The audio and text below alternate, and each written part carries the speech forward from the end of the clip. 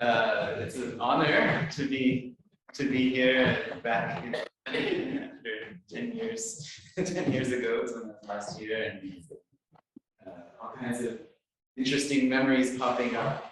I've been going jogging every morning in this park. Northern Plansu. Maybe so, but there's these ducks that keep staring at me, and I stare at them, and we have very fond relationships. That's growing, but it's nice. So today, in our panel, we'll be talking about bhanas, this relatively neglected theatrical form of Sanskrit theater, the bhana, the monologue.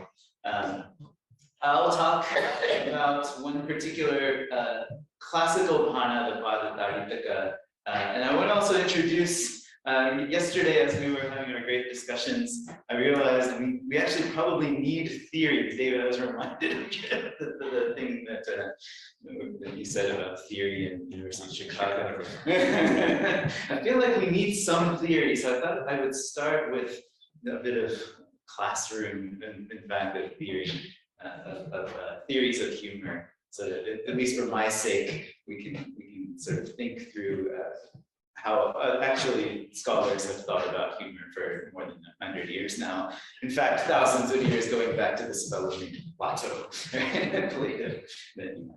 So I thought we'd start with that. Before we do, I thought I would tell you a bit about the Bhana project, or club, as actually it is more. The Bhana itself is a monologue. That's the literal meaning of a bhana. It's a play consisting of one act, one actor on stage who plays the role of a vitta.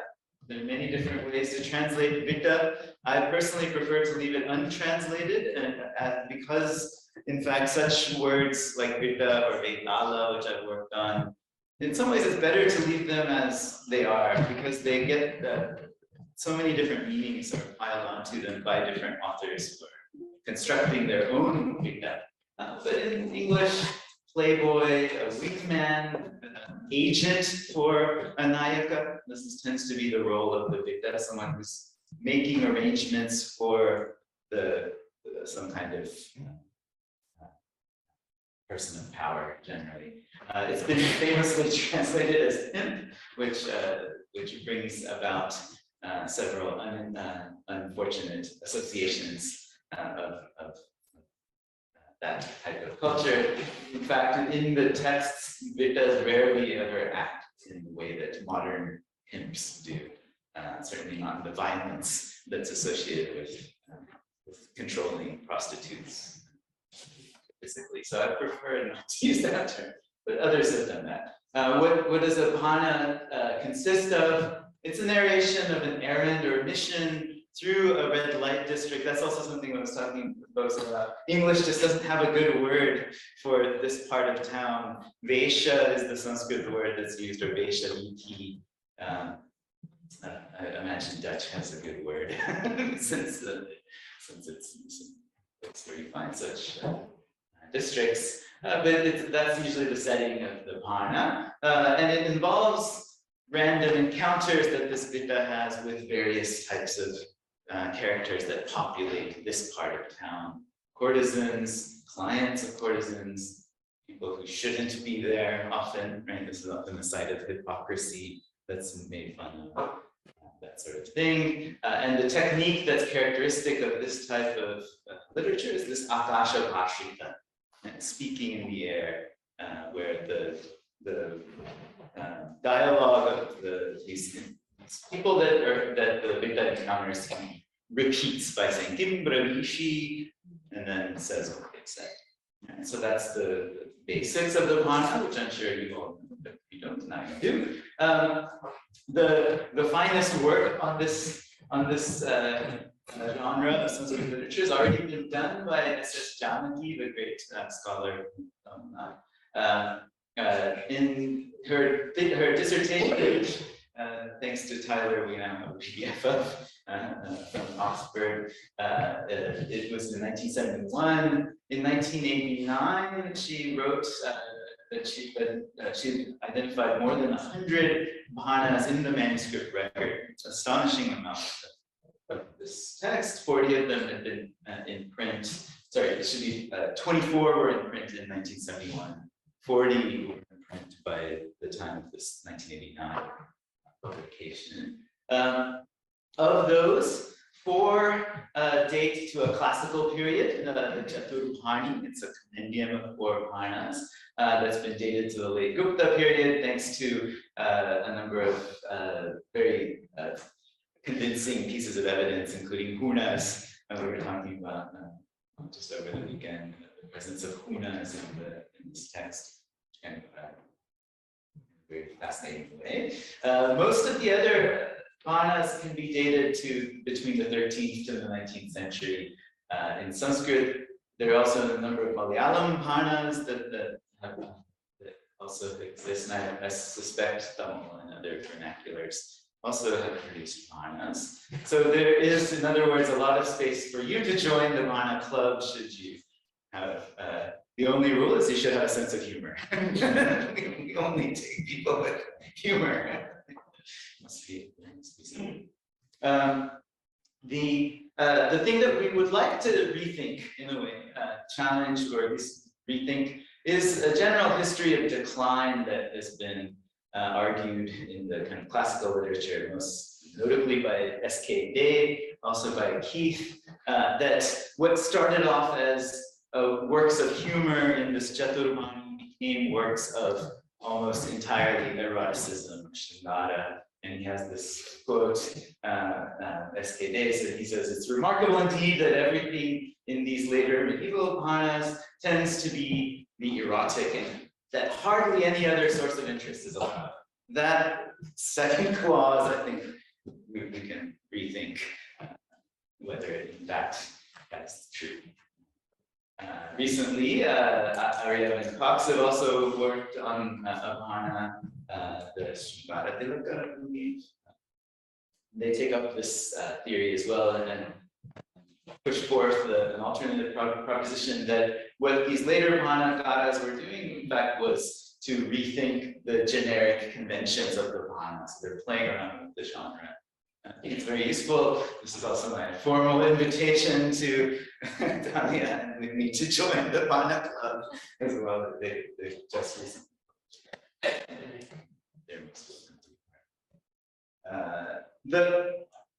What are we going to do today? I sort of mentioned this already. What I'd like to talk about in my time is to think about what might have been the joking cultures of the Purana, what we mean by a joking culture.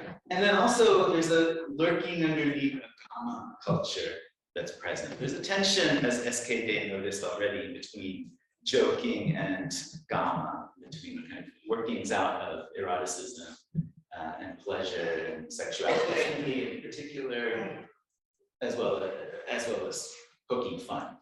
So through those, the clash of cultures, or overlap of cultures. And as per the title of our session, one of the things maybe we can think of in our discussions is how do these cultures get mediated through performance? And so as a teaser, of course, we saw it last night, Nepatya's performance of a Purana and how that performance mediates between humor and making us both, the humor makes us rethink perhaps what sexuality is, what eroticism is, as we're watching Madhu enact and joke.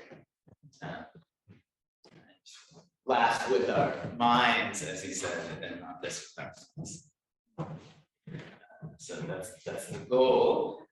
This is our order. This is really, I have no idea why. It just made sense to me, but this is as the chair, I decided that this would be the order of our presentations, if you object. So I'll talk about the Sparata Ithaca, which is one of the classical Puranas. I won't actually talk about its later echoes, space to do so. And then Gashi will speak about a very curious Purana by usually what you would think is a Purana god, the great Ghanashyama, the scholar at Punjabi. Even then Luther will talk about the Kundan, Kashipati, 18th century South Indian text, and Tyler Richard will talk about Vasanta Tilaka, which is set at the Varadaraja temple in Kanchi. Yeah. That's the situated text. Before we do that, I thought we would have at least one joke and talk about some theory. Well, we try to. Does anyone know what this is? This is the movie that I saw on the way over here. It was so weird. This movie, it was so bizarre. This is everything everywhere, all something like that. Which this is hot dog fingers. Right? This is the lead character in one of the alternate realities in which she lives. She has hot dogs for fingers. So we're going to try to understand why this is funny using theory here. What I thought we could talk about based on our sort of wandering around theory yesterday, or at least my wandering around theory, is some general theories of humor that have been, this is coming from an article by Salvatore Attardo and Victor Raskin, two major figures in humor theory in the last 50 years or so. They kind of grouped, there are many theories of humor, they sort of have grouped theories of humor into three families of theories. One family based on incongruity, right? This can be traced back to Aristotle, and they suggested such theories that highlight the incongruity as the source of humor, are making statements about the stimulus, and the meaning that the topic of the statement, the image, whatever it is that's funny, is somehow out of place. It somehow doesn't fit. It's an incongruity-based theory. They also say another family of theories is a superiority theories. This can be traced to Plato, as I was saying, Hobbes. In the modern period, Christy Davies is one that I found quite helpful thinking about ethnic humor in particular and the power relations that are created by ethnic humor. But these theories, they say, characterize relations or attitudes between speaker and hearer. So the butt of the joke becomes excluded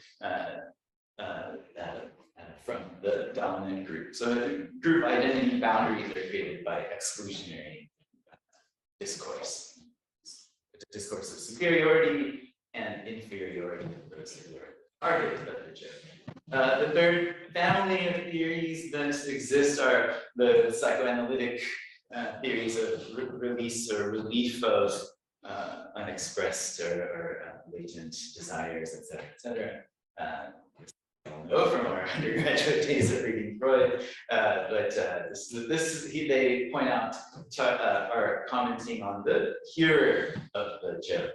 Jokes providing catharsis to the audience.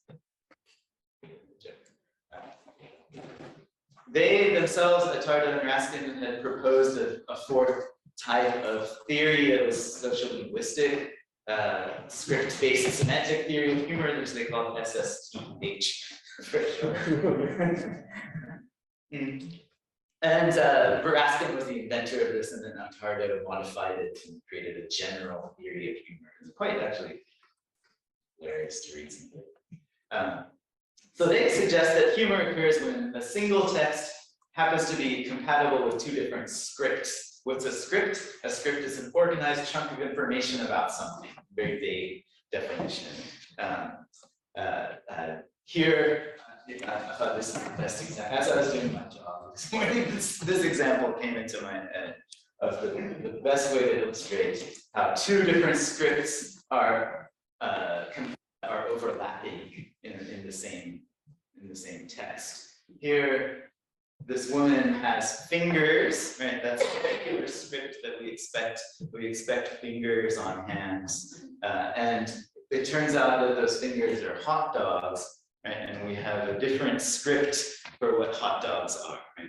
It's food and it's made of some strange parts of some animals that are undefined, and so on and so forth. So the humor of this image results from two different scripts that are that fit the single image. If that makes sense. So yeah, we don't need to get into the weeds of this. Attardo actually began by refuting this and saying this is just incongruity. And then they went back and forth and came up with a more generalized theory of scripts. So that's some theory. Hopefully that makes sense. I wanted to give another theory that I was trained as a folklorist, so I come from sort of a different world of theory. In folklore studies, there's a really very fine scholar named Gary Helen Fine, who was really the kind of the main figure in studying humor, aside from one of my teachers, Alan Bendy's.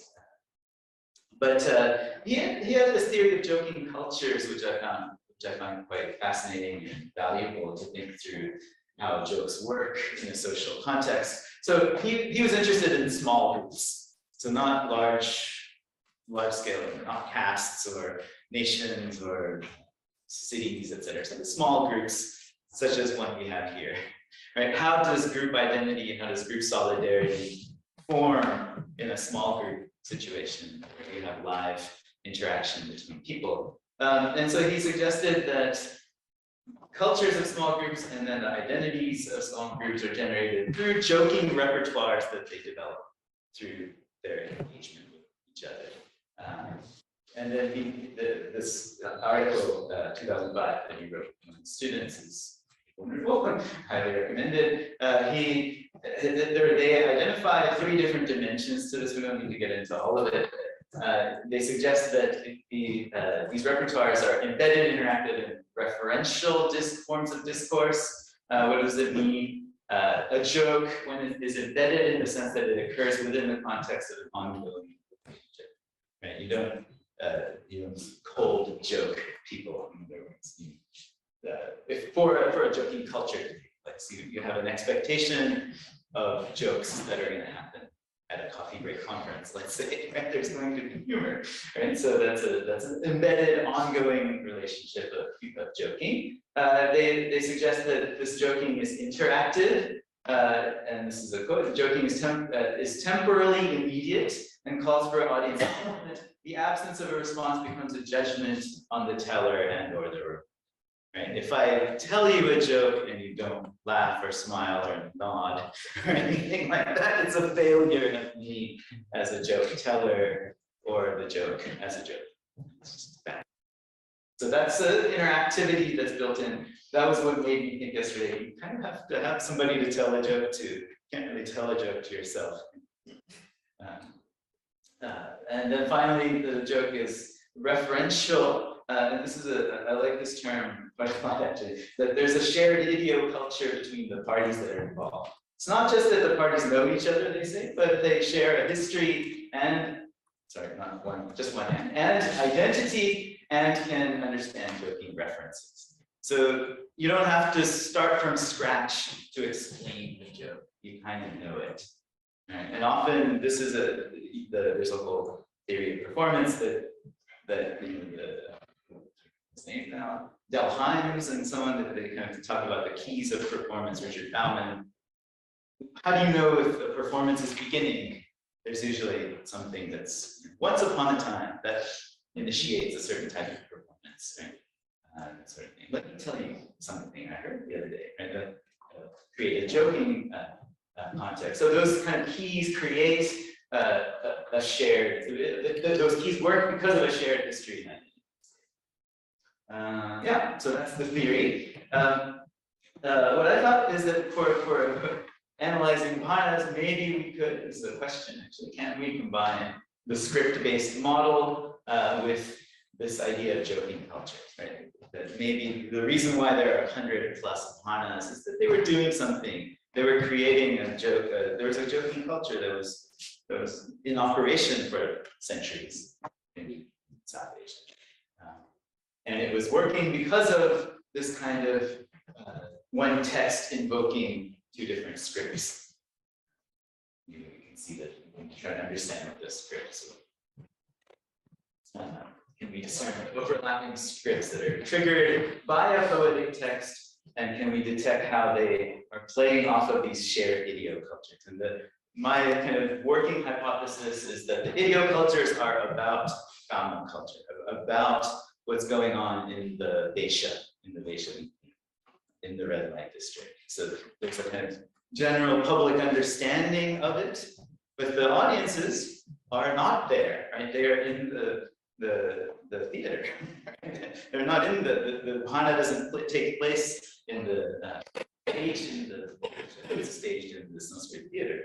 Right? So there's a certain kind of voyeuristic understanding of what's going on over there. That's the shared idioculture. Yeah. That's all the theory that I had. As I was doing my theory homework, I came across this wonderful diagram that might help us plot out where irony you'll see is there. There is irony, there is humor, there's satire and wit and fun. If some of you might want to accidentally scan that QR code, you might be able to get the book from which that. Where is sarcasm there? Sorry. What is sarcasm? Sarcasm is, I think it's in the satire. Yeah, you're right. Sarcasm. Sounds like one needs to write a new article. Yeah, sarcasm. I guess maybe a criticism. No, that's a good question. But there you go. Something to. This is from hitting 1960. Good, so that's our theory class for today. Hopefully that's useful. Let's turn to Hana. I don't know how much time. I just have one joke to tell you and some criticism of this joke. So the Bharat Narratika itself is datable to mid-5th century. The plot is very famous. There's a Brahmin named Tandiko Ki Vishnunaga who comes and accuses a courtesan of a crime. And she has polluted his head with her foot because she kicked it during sex. He goes to the Sabha, the Brahmin council. They kind of, they laugh at him, and they order the Vita, our main character, to assemble a Vita council who has the adhikara over such things. So his job is to go and assemble a Vita council, a Vita Sabha, and adjudicate. To make a long, I guess I put it at the ending, but what they're going to find is that he's the one who's the criminal. They misunderstand the problem. They say, oh yeah, he's guilty. Right? Of insulting this courtesan.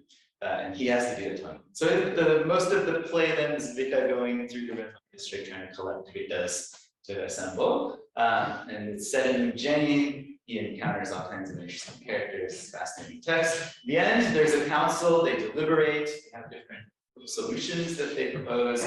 And the winning solution is that the Brahmin must be punished by watching the courtesan kick this principal Vita in. So that's his punishment for his crime. That's the story. So 148 verses, mostly humorous, and giving you a voyeuristic view of this Beisha. Let's take a look at one in the time that I have left. I don't know. We don't discuss this, actually. We don't know. And see if these scripts work, if there's a joking culture that's here's the joke, right? So this comes right towards the start of the play. The Vita sees, this joke, he sees a senior courtesan, Rani Gupta, on the Vaishaviti. I won't read the text, the beautiful text. In the interest of time, her breasts sag, but are surrounded by rows of white nail scratches. Her lip, which used to be devoured, is lumpy in the center, but slack at the edge. Even now, out of habit, she gives the right reply, played up with a twist of the brow. Old age may have totally robbed her of beauty, but it hasn't taken away her charms. And this is the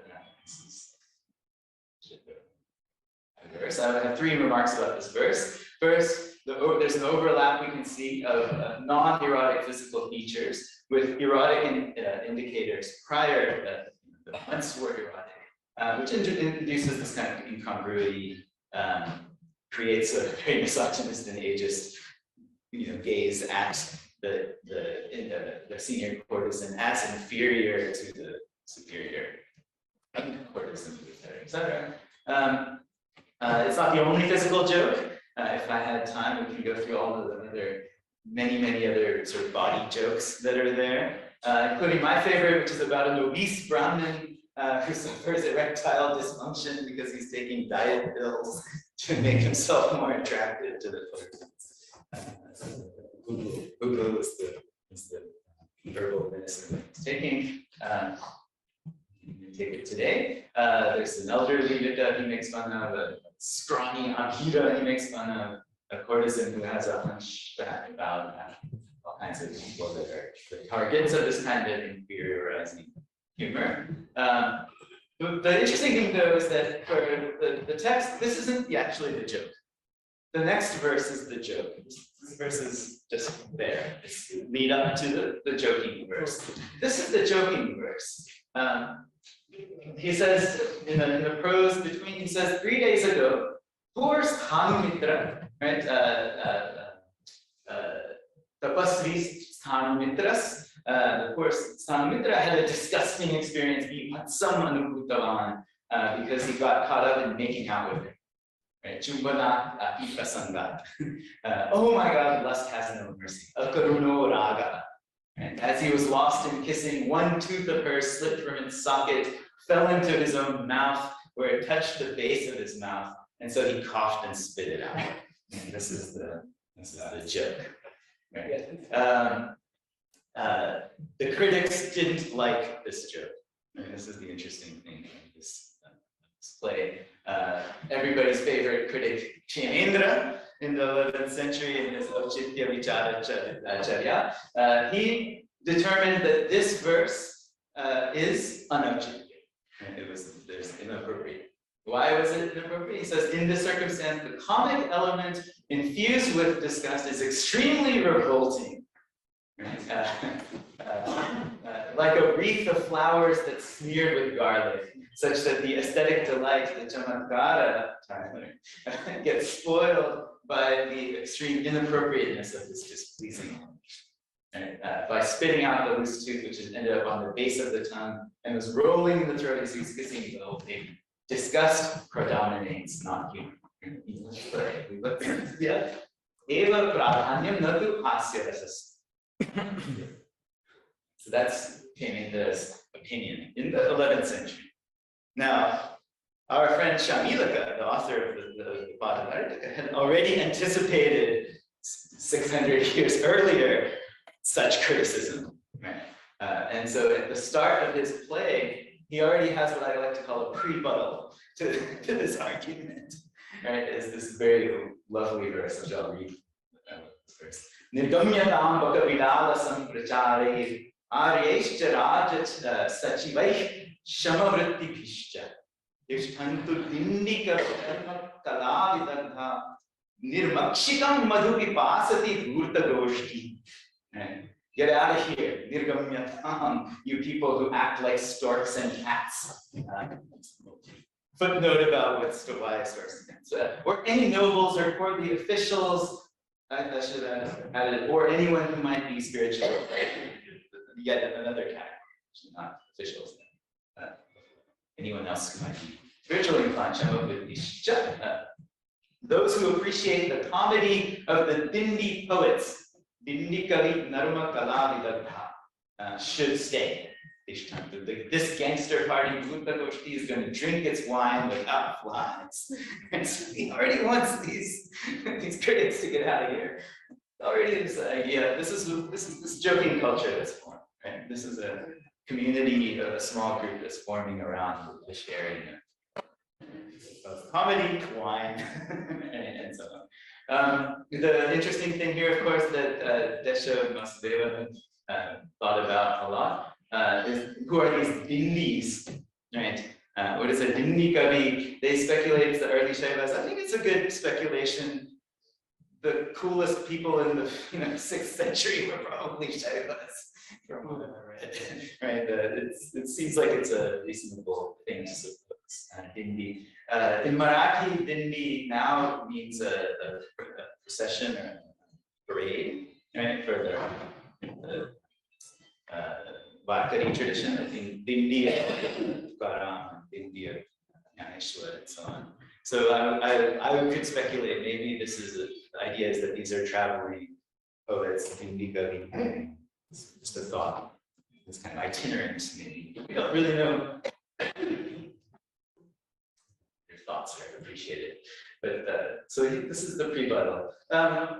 There's the second verse of this. I won't read that, but this is a very nice verse as well. Ascetics don't get deliverance by crying, and a funny story won't stop you from going to heaven, he says. So just let go of your hypocrisy, your goruchi. If you're wise, and laugh with a cheerful heart.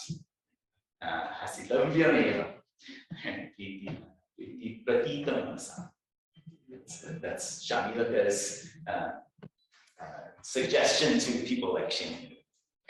A couple of things I thought we could say. The target of this joke of the tooth and so on is not actually the old courtesan which we get. Although the misogyny and ageism is of course there, she's objectified. That we can't escape in this tradition. But it's poor Thanumitra, right? This Tapasvi's Thanumitra, who's the target of the joke, because he's the one who's got the tooth in his mouth, right? They're laughing at not the courtesan. There's an identification with him, as well as a distance from him that's happening, right? You're simultaneously identifying with him because you're participating in or want to participate in this Kama tradition, but you're distancing him because you don't want the tooth in your mouth. And so this is what's happening in my mind kind of theory of this. So it results in this kind of video culture around both how to participate in courtesan culture, but also how not to at the same time. Right? The two scripts are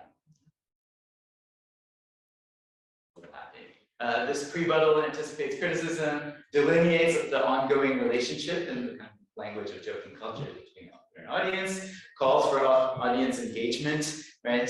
Who's going to stay and listen to the joke, that sort of thing. And get the joking culture that permits these overlapping scripts of saying you're right, kissing, the disgust, the tooth,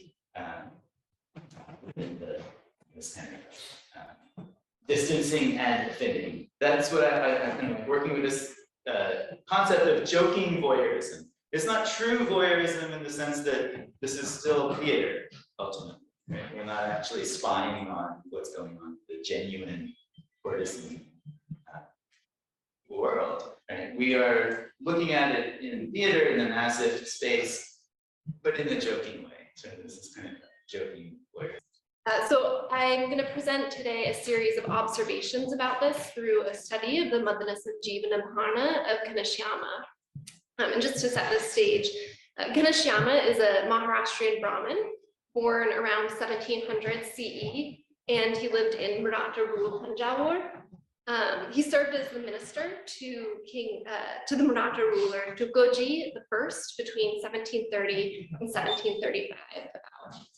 He was a prolific commentator and author, writing in Sanskrit, Prakrit, and also vernacular languages.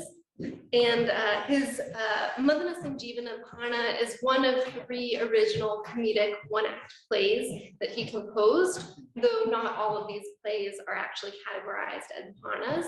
So he's got his Chandanaranjana Prahasana, which picks up on similar themes of sexual conduct and misconduct. And his Damanuka ranges from lambasting grammatical mistakes to ridiculing behaviors associated with regional ethnic groups. And I think this kind of regional ethnic humor that Atish addressed is kind of one of the central features of his texts. So Ghanshyama's Bhana, the Madanasan Jivana, is one of his earlier works. He composed it around the age of 28, prior to his time as minister to King Tukoji of Tanjavur, and prior to his marriage to his second wife, Kamala. So he has also sort of written his wives, Sundari and Kamala, wrote a commentary that stands alongside one of Kanashiama's commentaries. So often sort of people talk about both of the two wives together. This text is written prior to that second wife. So the text is set in the temple town of Chidambaram under Maratha rule, where the text's main character, the Vidya, although as far as I can tell, this character is not actually called a Vidya in Kanashiama's text. That word is not used for him, but just because we know that that's sort of what the character of the Bhana is, I'll sometimes refer to him as the Vidya, Kulabhushana. So the main character, Kulabhushana, meets Kanashiama's brother in Chidambaram at some point where Kanashiama's brother actually resides as a guru there. So following the prologue, the scene opens at dusk with the protagonist Kulabhushana lamenting that his regular girl at the brothel has been taken. He reflects on their last sexual encounters and fantasizes about what he will do with her once he gets her back. So as the sun rises, he proceeds to wander the streets, waiting for his go-between to return with news of this girl. So my discussion today focuses on the first sentences of the text. So in the hours before sunrise, Kulabhushana narrates his loss and his sexual fantasies. As the sun rises, his narration turns the lens on mirror images of himself. So conflicted clients leaving the brothel, pleasured, but also trying to regain their composure and social standing through appropriate morning rituals. And then once the sun has fully risen, Kulabhushana activities of women in public settings, performing kind of menial tasks like doing laundry. So the verses start as these verses sort of observing women in these public settings. They start as an ethnographic study of regional girls and women before making kind of sharp turns into voyeuristic hopes and sexual desires that emerge while peeping at women who don't appear to be prostitutes and are also, I suggest, most likely non-elite women. So in using the term ethnographic to describe the text, I intentionally want to draw to mind the sexualization of Native bodies and the hierarchical relations of race.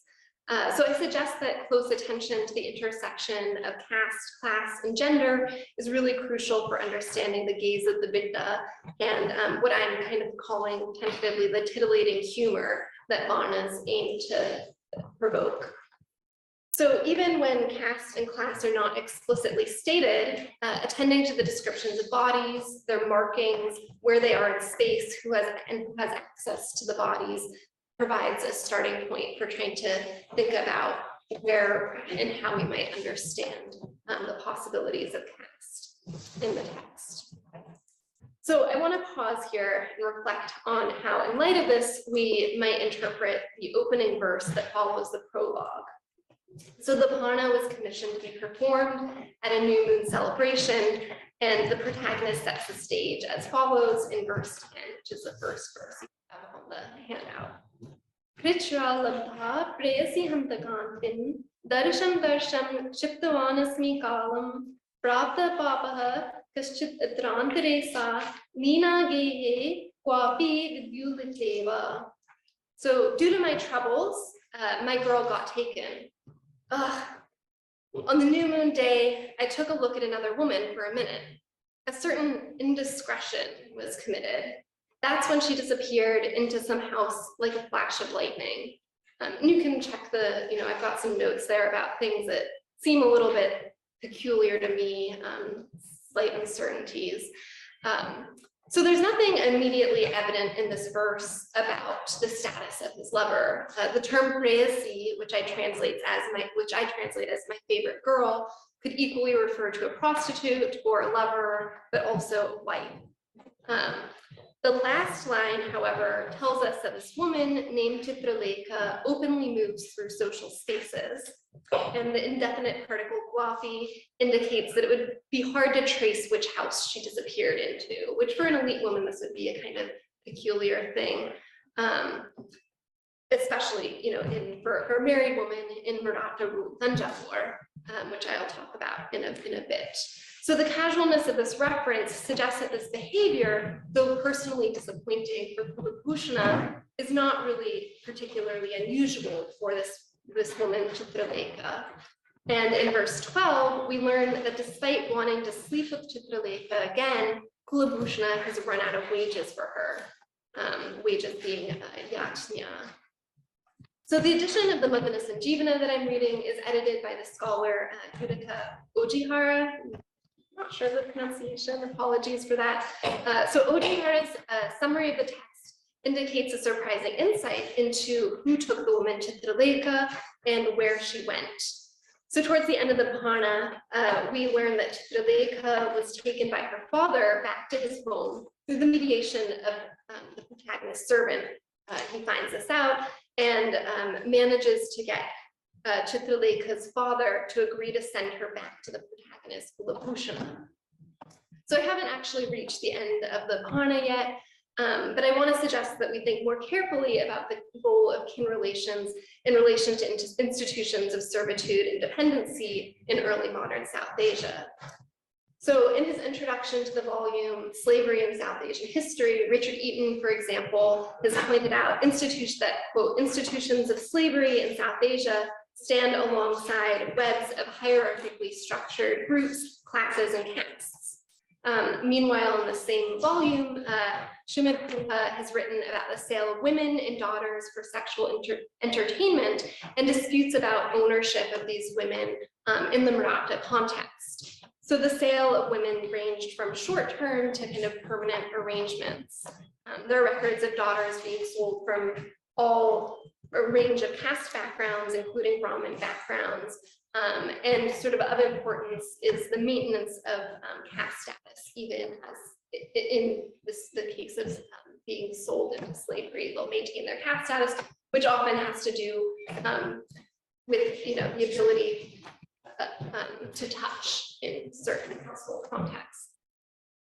So in the Madhana Sanjeevana, Chitralekha is transferred from an undisclosed location. We're not really quite sure where, but it seems she moves through public spaces. And she's moved to her father's house. And then Kulabhushna, a man who is not her husband. So she's transferred between these various locations. The mention of Chitralekha's kin relations doesn't necessarily, what's important for me is it doesn't necessarily indicate her status outside institutions of prostitution or of sexual servitude. So even though we don't have a particular reference to the fact that she's a prostitute and the reference to her father might make us think otherwise, I think that we can kind of place this in a broader context. So in describing his sexual relations with Chitralekha in verses 11 through 16, which are the verses that follow, Kulabhushna is emphatically explicit. The verses are shorn of the botanical similes and metaphors that veil the sexual content of other genres of Sanskrit poetry. Once the sun rises and Kulabhushna shifts to describing regional women in public spaces, the tone shifts slightly. And here I refer you to verses 28 and 29, which describe women identified as Tamilian. So the verses start with poetic descriptions that set the scene before making sharp turns to sexual innuendos that are packaged in figures of speech. So verse 28 uses shlesha in a suggestive rather than an explicit term for breasts. Verse 29 uses metaphors of pilgrimages and temples to express the protagonist's desire to get glimpses of women's vaginas. So the women described in these verses are occupying a public space, a water tank or a pond, where they're washing their clothes. In contrast to his descriptions of Chitralekha, the protagonist's voyeuristic pleasure and arousal at watching them elicits some embarrassment. So he exclaims, my friends would think, he's standing here looking on, since there is liberation from looking upon either Indra or 1,000 vaginas. After a good amount of time, though, he then reconsiders, I think this is after verse 29. After a good amount of time, though, he reconsiders and says, this is bad. Good people say, women who are wives of others shouldn't be ogle. So I'll go elsewhere. I understand from this that the women, these Tamilian women that he's been sort of watching and fantasizing about are actually married women. The couch language that Kulabhushan uses to describe his erotic fantasies about these women is matched by a keen awareness of potential charges of adultery, an act that was fined heavily in a monarchic context. Even so, the presence of these women in a public locale is read by Kulabhushan as a sign of their unregulated sexual accessibility, something associated with women of non-dominant caste. By contrast, as scholars such as Uma Chakravarti and Gail Ombet have pointed out, the sexuality of dominant caste Maratha women was tightly regulated, as was their access and movement in public spaces. The Tamilian women described in these two verses are almost certainly non-dominant caste women. While there's no explicit joke in these verses and no stage cues about laughter, if there is humor there that's being suggested in this, I suggest that the humor pivots around Vitta's torn feelings about his right to consider these women sexually accessible. In order to better highlight the centrality of caste to the humor of the Madhana Sanjeevana and early modern Bhanas more generally, I want to compare the apparent humor of these passages that I've just discussed to a joke about sexual desire that Ghanshyama finds unequivocally not funny. So Ghanshyama wrote a commentary on Rajashekara's 10th century play, the Vidyashala Panjika, and his commentary was further accompanied by a commentary co-authored by his two wives, Sundari and Kamala. And I'll kind of just talk about their comments together as a whole, since the two commentaries complement each other.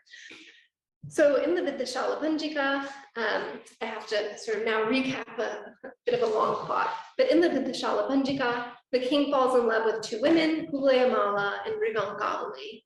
So the identity of the second woman, Mrigankavali, is a bit complex. At birth, her father, who is also the queen's uncle, disguised Mrigankavali as a man named Mrigankavarman. Later, she was sent to the court of Vidyadharamalla while still disguised as a son. The king is unaware of all of this, but through the intrigues of his minister, he sees Mrigankavali without her male disguise and immediately falls in love with her. Meanwhile, to the great disappointment of the king, the chief arranges a marriage between her supposed male cousin, Mrigankavavarman, who we now know is also Mrigankavali, who's also considered her cousin or her brother, and a marriage is arranged between Mrigankavavarman, this male disguised person, with the king's other love interest, Kulayamala. So the marriage of Kulayamala makes Kulayamala the wife, the Bharya, of the king's brother-in-law, which makes Mrigankavavarman his Syala. So on two occasions, the Vidushaka makes a joke about this new kin relationship of Kulayamala to the Syala Bharya, to the brother-in-law. So he suggests that even though the king now can't marry Kulayamala anymore, her relationship to him is not that different from that of a wife. See, the Vidushaka explains that the brother-in-law's wife, this called a Syala Bharya, is called a half-wife, an Ardha Bharya. The term half-wife hints at the sexual accessibility of a sister-in-law and the potential for intimate relations with her. Neither the author of the play nor the commentators directly elaborate upon this sexual innuendo, but we do have variations of this innuendo which hint at the sexual desire for and access to a young female in-law. And this continues to feature in folk songs and contemporary Hindi cinema. And one of the articles that I reference here actually talks about this kind of joking culture between relatives who you're allowed to joke with. The wife or the sister of your wife is a joking relationship. You're allowed to joke with her, but there's also some anxiety about the possibility of slipping into a kind of sexual intimacy, which is what comes up in these folk songs and in contemporary Hindi cinema. So in their commentaries, Ghanshyama and his two wives express significant discomfort with the term half-wife. So avoiding sexual innuendo that this intimate familial relationship could slip into sexual intimacy between the king and his Syala Bharya, his brother-in-law's wife, Ghanshyama, Sundari, and Kamala reinvent the meaning of the compound Ardha Bharya, half-wife. So through grammatical analysis and a citation from the Shatapatha Brahmana, they make the argument that the compound half-wife Ardhaparya is really a truncated version of a longer compound that would read Ardhasyala Parya, the brother-in-law's wife who is half of him. So what Kanashyama, Sundari, and Kamala ultimately argue is that Ardha is a reference to the ritual status of a wife, not the sexual access, availability, or sexual desire of a sister-in-law. They do so with this citation that elaborates upon the centrality of a wife for performing a sacrifice and her importance to the immortality of the sacrificer. So the proportion of space that Kanashyama, Sundari, and Kamala dedicate to discussing the term half-wife demonstrates their significant anxiety about the term and the sexual innuendo that they aim to deny. By contrast, the explicit descriptions of erotic fantasies throughout the Madhana Sanjivana indicate that it is not male desire itself that's a problem for Kanashyama, Sundari, and Kamala. The sexual innuendo in the term half-wife differs from the formulation of male desire in the Madhana Sanjivana in two ways. So first, it locates sexual desire in the context of kin relations, and second, it concerns an elite woman born in a royal household. So it's not just that the king's desire for Kuvalayamala, it's not just the king's desire for Kuvalayamala that's being censored in redefining the term half-wife. Through the lens of this family of 18th century commentators, the term half-wife, Ardhaparya, also imbues an elite dominant caste woman with illicit sexual desire and suggests her complicity in having sexual relations. And I think that's where we find the tension and the kind of discomfort. So as Rosalind O'Hanlon and Christopher Minikowski have demonstrated, between the 16th and 17th century, Brahmins like Kanashyama, who had migrated out of the Western Deccan, became deeply invested in caste disputes and discussions about ritual entitlement. So while a number of Maharashtrian Brahmins in Benares had started writing about Shudra Dharma, in Maratha ruled Tanjavur, Stri Dharma actually became a very important topic. So the minister Triambaka, under the patronage of Queen Dipamba, produced a significant standalone text on Stri Dharma called the Stri Dharma Padati, and Triambaka's text defines the appropriate behavior for elite dominant caste married women. So following on a longer Dharma Shastra tradition, he identifies the inherently problematic nature of women as stemming from their excess of sexual desire, and in turn, he details the appropriate behavior of chaste and devoted wives. So as scholars of caste have demonstrated, the regulation of elite women's sexuality was a central component of what Uma Chakravarti has termed Brahminical patriarchy.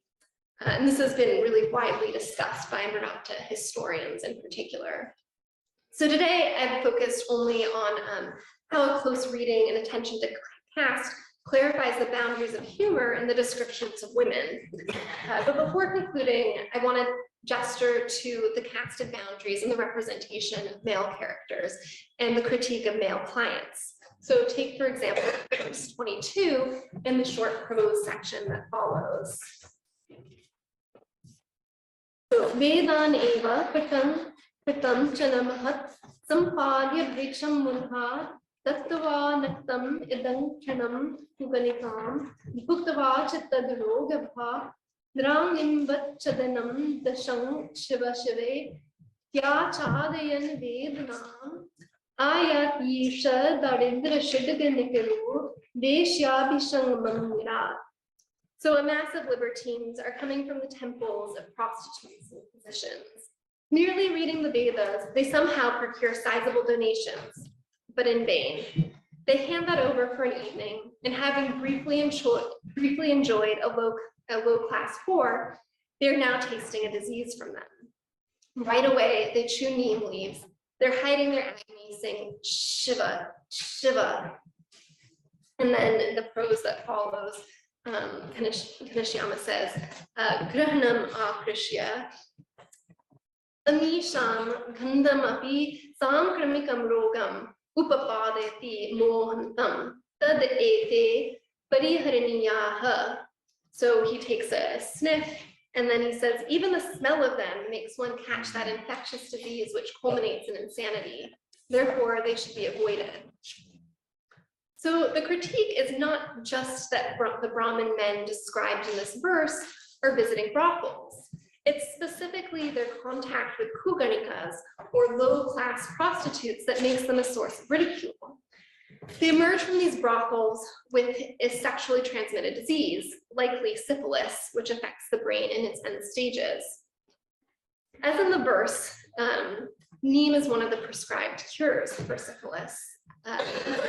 Jostic has pointed out, references to syphilis first appear in India in the 16th century in an Ayurvedic text, and it was identified. It's identified there and in other sources as Pirangaroga, so the disease of Europeans. So what I want to suggest is that the circulation of sexual diseases in this case not only signals a relationship between men and women, but also socially links men through their sexual activity. So it's actually creating a kind of social relationship between these Brahmin men and these European men through the vector of Luther has kindly provided me the word for, through the vector of these women.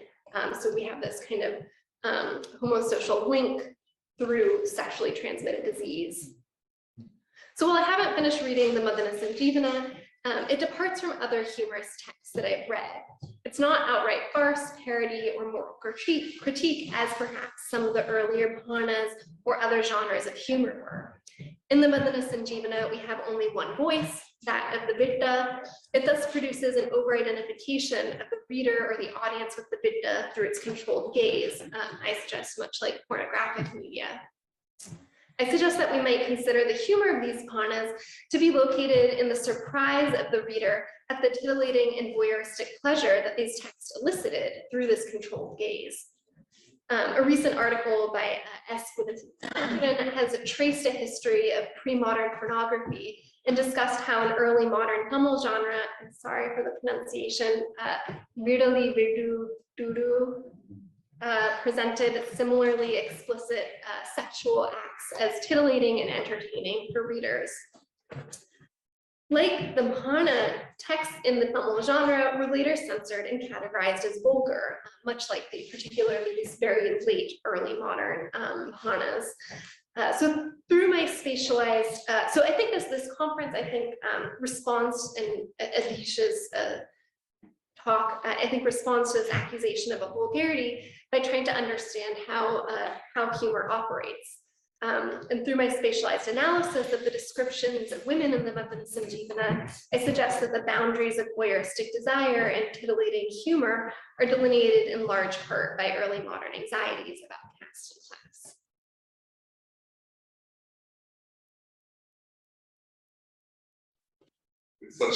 It's such a room talking about such things. Also, I have to say it's very hard following two presentations like we had earlier. I took this coffee break format seriously to prepare a beautiful paper. I'm actually going to talk through some things that I haven't made up my mind on yet either. So I appreciate any comments, any discussion that we might have about what I have to say. So again, I'm going to be introducing another Bhana. This one is from the late 18th century, called the Mukunananda Bhana. It's from Hosur. It was apparently performed at the Judeshwara temple. That's where it is located. However, and I also should say, in full honesty, I have not read the entire thing yet. I read the first 100 verses as a pack. It's about 240 verses, so I'm a little less than halfway through it. So sorry about that. So we'll be talking about the beginning of it. So I have not found any sort of specificity to talk about Hosur anywhere in this text. But what I wanted to kind of concentrate on is the way in which we can think through, or how we can think through Bhanas, and maybe even Sanskrit plays in general, by thinking through relationships between men, specific sorts of homosocial relationships that I think structure the sorts of relationships we get in Bhanas. Now, we talk about what's kind of perhaps a little bit strange about Bhanas, which, there is some overlap. The interesting thing about Bhanas is that they are, of course, structured around heterosexual desires. They're structured around, male desires for women. However, these are never within the kind of desires you get in a play like Shakuntala, where it ends up with the birth of a child or the recovery of a child that you see in the Ramacharita. This is not within this kind of familial, zone, or whatever you want to say. It doesn't end in marriage, that sort of stuff. It ends up with union with the beloved. Okay. Now, and as we move through the play, what I want to highlight is not the relationship between our main Vita, who's named Bhujanga Shekhara in Murudana, but rather his relationship with these other men that he meets along the way, specifically men of similar status to him. Again, like it's kind of interesting. It's kind of interesting within Sanskrit, like classical Sanskrit, Prakarna style dramas like the Shakuntala or whatever. The only person who addresses the king as a friend is the Vidushika. There's an interesting the kind of male relationships within these sorts of plays are very hierarchical. And of course, it's kind of a joke that the Vidushika refers to the king as a friend because he's obviously speaking from a different social register, speaking proper, this sort of stuff. However, in these plays, we have men referring to each other as, and this is the term that I kind of want to focus on here, by age mate or something like that. Dude of the same age. I mean, we could translate it perhaps as dude, if we were going to be, or bro, or whatever, if we want to be incredibly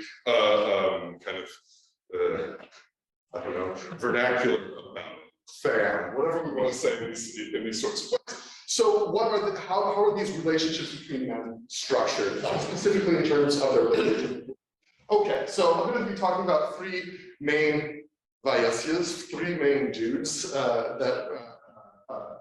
that kind of dominate the first half of the play. These three dudes are Bhujanga Shekhara, who is our main Vita, Vasanta, who is his friend, and Vitihotra. Now, as you can see, they all have their beloved that they're pining to. So they're all structured within these kind of heterosexual relationships. However, each of these women is married. So this is not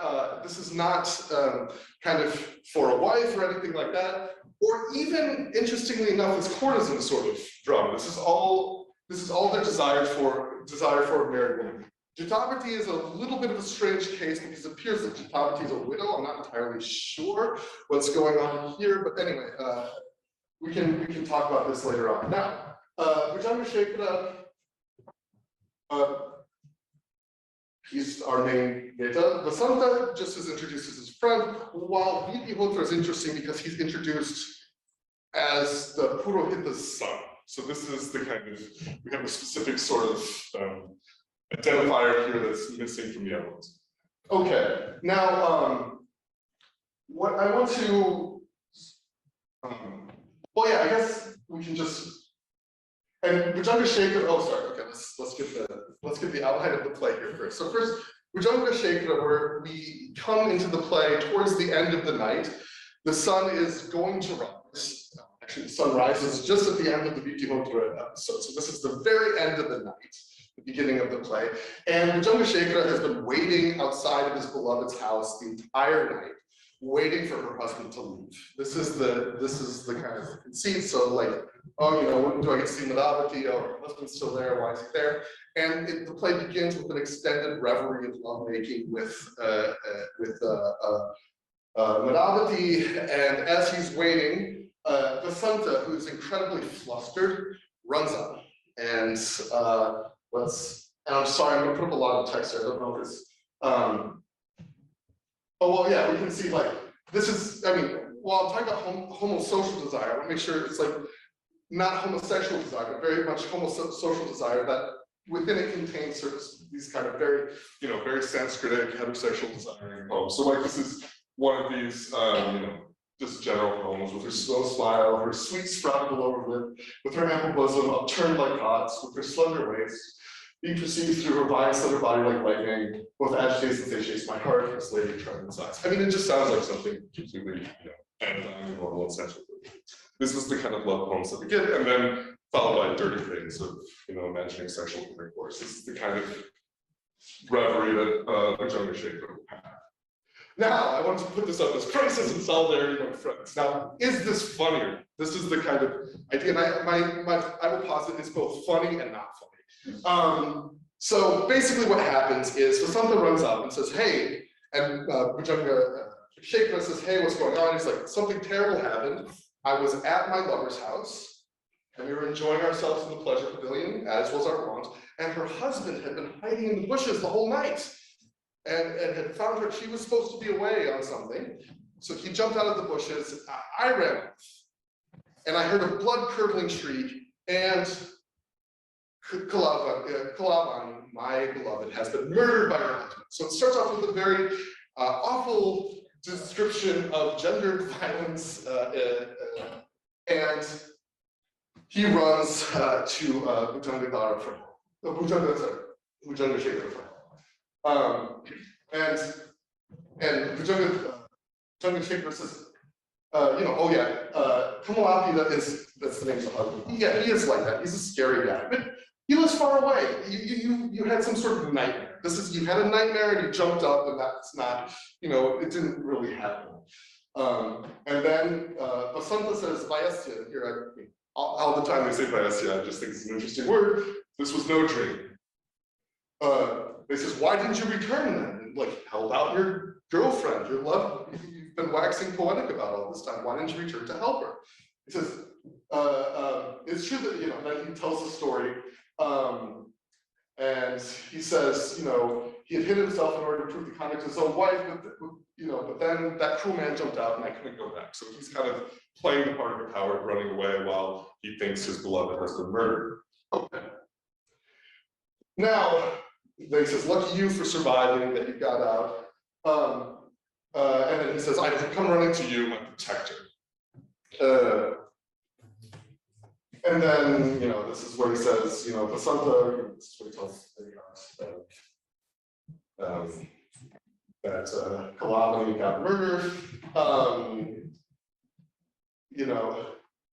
I mean, I put up the Sanskrit here, they use the word beloved, like this very kind of sacrifice, sort of slaughter type word, it's very graphic to say for Sanskrit literature. This section is very, very much gendered sort of violence, and also using the word rupa plus love seems very much like a slaughtering sort of almost animal style word. And then he says, like, but I don't want to be killed, so I ran here, you have to protect me. Okay. Now, by the way, I put that thing in highlighted because I don't know how to take it, so if you know what it means, please tell me. But basically, then he says, but how should I cheer my friends? Don't be sad, that's cruel. Must you be sad because of that? And then it's just, that's from sorrow to blame, I don't know. Doesn't cause much sorrow. Silence would be bereft of compassion. How do friends cheer a friend when suffering? So we have this interesting sort of reflection here that I think in some ways structures this. It's like, how do men deal with men in kind of emotionally charged situations?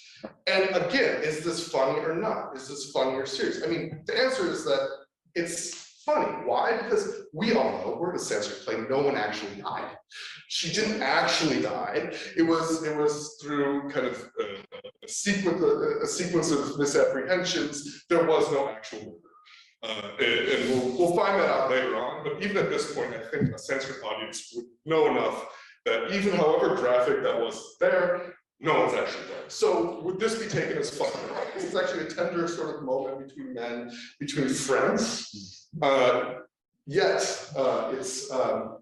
it's structured in such a way that we're supposed to pay attention to this sort of relationship between men and how they talk to each other. I think that's kind of what to get out here. Now, this is one way that he comforts his friends. Now the whole thing comes to light. She wasn't really murdered. She pretended that her jewelry had, she throws her jewelry out the window and starts screaming, a thief, so that her husband thinks there's a thief there. So like and they say, oh, what a clever lady.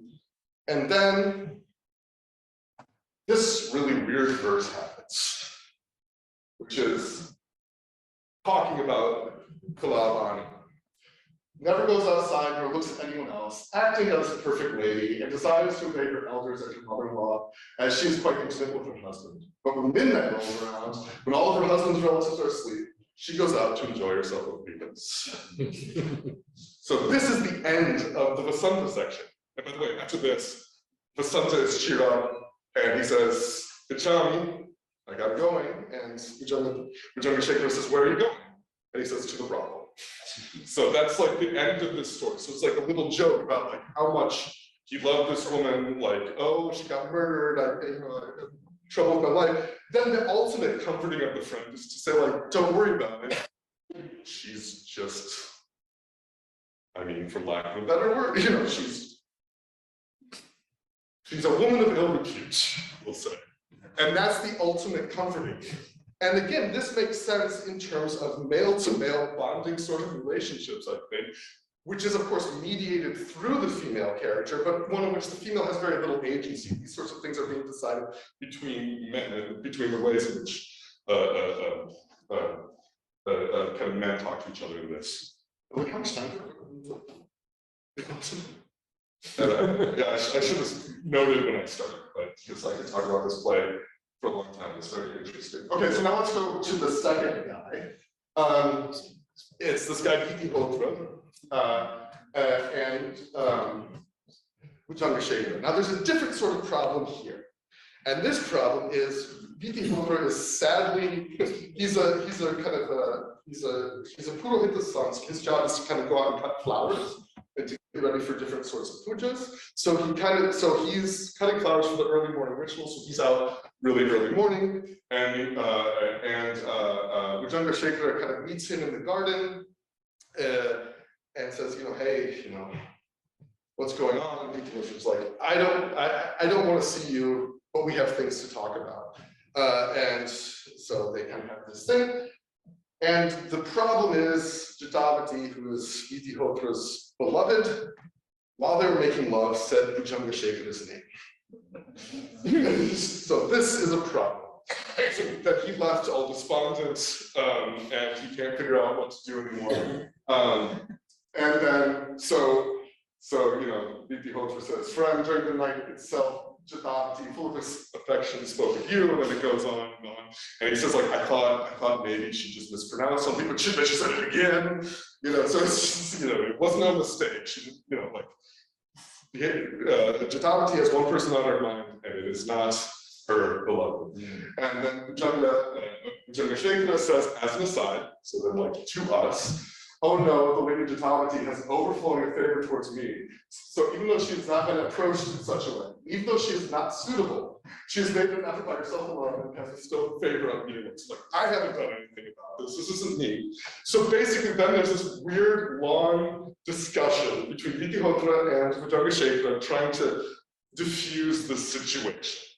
And say, well, like he says, like, well, you know, like my name can mean lots of things, and like, you know, we have, you know, they're talking, and like, Bhujanga Shekhar can't really mean a lot of things, and he just like really tries to pull apart language in order to say like, oh, she was saying this, or like this was just sighs of pleasure into sound and these sorts of things. But anyway, so this is this sort of relationship here, which basically ends up with the same joke. Viti Hotra accepts it and says, I'm going to the brothel. And that's the kind of end of this whole thing. So it's, again, this kind of working out different sorts of affective relationships between the men, and then they go to the brothel. Is this a joke? Probably, yes, but also probably not. You know, certainly. Okay. So in many ways, I was glad for Kashi and Adisha's presentation, because you kind of prefigured what I was going to say here, because I think this idea of joking relationships is really important. I also wanted to kind of highlight the performance of friendly relations, and especially this word of Vaisya, this kind of linking of different sorts of age groups. And then I wanted to end up with two things, which might be a little too theoretical and weird, but I think there's ways that we could perhaps talk about this. One is homosocial desire, which is a concept that has been talked about in kind of gender studies since the 90s. You know, Eve Sedgwick's book Between Men is a really important kind of exemplar of this. And then I was also thinking about what we might call queer realism. I'll get to what both of these things are in just a second. But I wanted to start off with joking relationships. I put up, I'm not going to translate this whole thing, but this is for those of you who are real Juggernaut fans, you can go find it yourself. It's from the Russian Gavra section on slation and Shakti. And basically it's saying, like, when do you actually, you can resegment words however you want. You can do all sorts of things and resegment words, like, you know, is it Parvati Parameshwara? Is it Parvati Parameshwara? Then, you know, you can say it's Parvati, okay, that's Shiva Rameshwara. Oh, Lord of Rama, that's Vishnu. Okay, cool. Like, when can this stop, you know? And the first, the one he gives here is quite charming and cute, which is Jainaniyam Alam Datte Rasanayam. So he has enough Jainaniya, like meaning the Jainaniya text on his tongue. But if you resegmented it, it could be the Mullam of Jainani, the shit of Jainani on his tongue. Now he says, now if it were Devadatta to his son, that would be inappropriate. But if it were to, and here's our Scalikas again, to other sorts of people, you could perhaps find that. You could perhaps find that meaning because it'd be a different sort of relationship. So the slatia only occurs, language only works in a certain way when there are different sorts of, depending on the kind of social context. And here I would argue it's this kind of joking context. Again, we don't need to go into it, but I just thought it was funny that there you see kind of clearly this idea of joking relationships could make a dirty meaning pop out of an otherwise chaste, vague sort of thing to be talking about. Okay, oh yeah, let's do this one first. I also wanted to talk about tags and the way in which people tag each other in this. You know, it's always hard translating Sanskrit because, you know, they're all, you know, almost every sentence in a play or, you know, is tagged with a word that tells you something about the social relationship that this conversation will entail. It tells you how to read this. And the most common vocative I've counted so far in this text is bias. Like, and of course it comes with a bias, it's like age mate. So it means guy of the same age. So this is the sort of relationships that are getting kind of worked out here. Now, when we go back to joking relationships and these ideas of, you know, who can joke with whom, the thing this is usually done within familial sorts of structures. And as Kasia talked about, often very gendered familial structures. But then what outside of that? And now this is very interesting because how do we think about joking structures beyond the family? And also, like, what other sorts of dynamics are here, such as caste, who can talk to who in this sort of way? And is Vaisya a way to forge other sorts of connectivities beyond family and maybe even caste? Or just say, no, it's like they're all Brahmins or something like this. This was never made explicit, except for Vitihotra, of course, a Brahmin, but he is still addressed with Vaisya. Interestingly, though, Vitihotra addresses Bhujangashekara as Vatsa. So I don't know what that means, but there are levels of this, and I think future research you could do with these South Asian models is just South Indian models is really look at how people address other people and what sorts of social hierarchies that sorts of makes. Okay, to go back to this one, I just wanted to also think about homosocial desire, homosociality. Now, homosociality is a word I think that gets thrown around a lot these days, and I think it's a useful term and a term that we should think about. And you know that basically deals with the relationships between men and specific, or between people of the same gender in specific sorts of social circumstances and how things get worked out. Now what Eve Sedgwick does in her book Between Men is to connect this back up to desire. Say it's not just about bros broing out, but that is automatically imbricated in world's hierarchies based on gender performances, based on sex, and like who can have sex with who and how it works out. So in a certain way, these plays, this is what they're about. They're permeated with sex and desire, and also mediated through the relationships of men. This is kind of the argument I'm making here. Flood in 2008 wrote, achieving sex with women is a means to status of men. Sex with women is a direct medium of male bonding.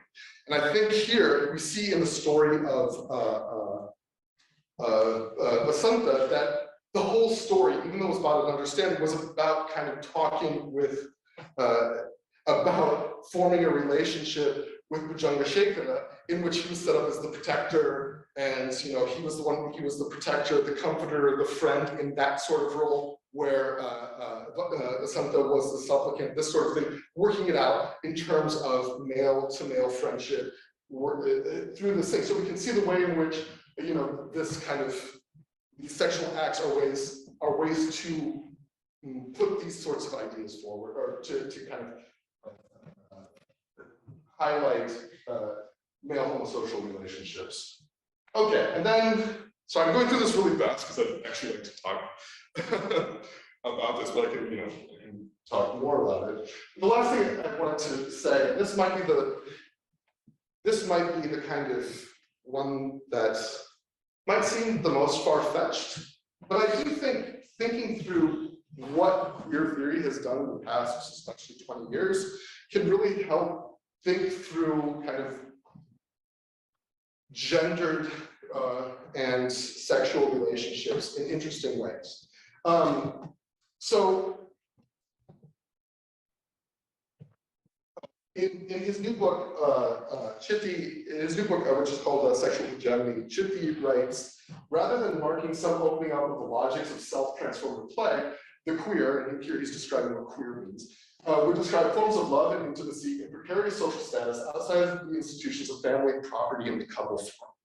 And what I think here is that this is what's going on, that although they're homosocial in a very clear way, because the desire is heterosexual, but the kind of mechanics of it is homosocial, and they are also very clearly outside of family dynamics. These are not, somebody that somebody's going to get married to, and that the play very much makes clear that these are kind of at least marginal women, at least how they're shown here. They might be married, but or widowed, this sort of thing.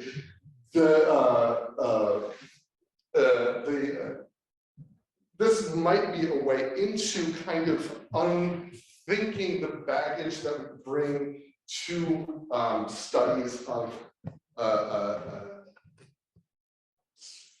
ancient or early modern, whatever you want to say, medieval South Asian literature that are so clearly drenched in different sorts of gender relations, different sorts of socialities.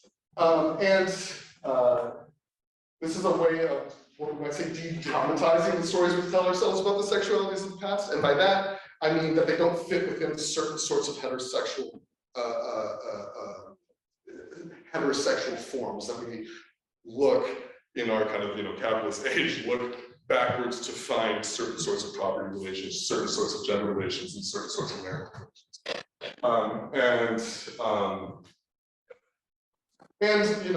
And where I get the word nihilism in this case is to look self-consciously towards partial histories and alert to their eventually constitutive tension. So thinking about what Kashi was talking about, these very clear tensions within these works about how to talk about people, about how to tell what sort of person is what sort of person, and also the delight that the audience would get from recognizing that. And I think that's where the humor comes in, is not broad strokes, but in things like Kashi, we're saying like, we don't know which house she went into. In that sort of very clear, in that sort of ambiguous phrase, we know a lot more about where this woman fits in the sort of social hierarchy than if they just said she's a prostitute or she's a woman of ill repute or something. Now, for the very last moment, I just want to just throw something out as